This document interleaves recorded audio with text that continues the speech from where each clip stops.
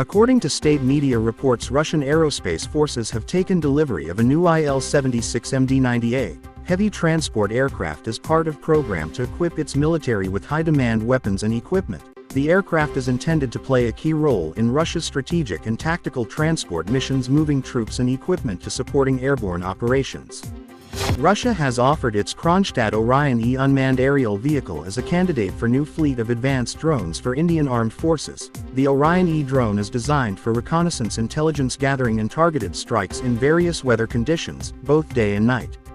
According to state-run Korean Central News Agency, North Korean leader Kim Jong-un has inspected a newly built missile production complex and signed 3 new plans to expand country's missile manufacturing capacity. KCNA said Kim reviewed both the current status and future prospects of North Korea's missile industry.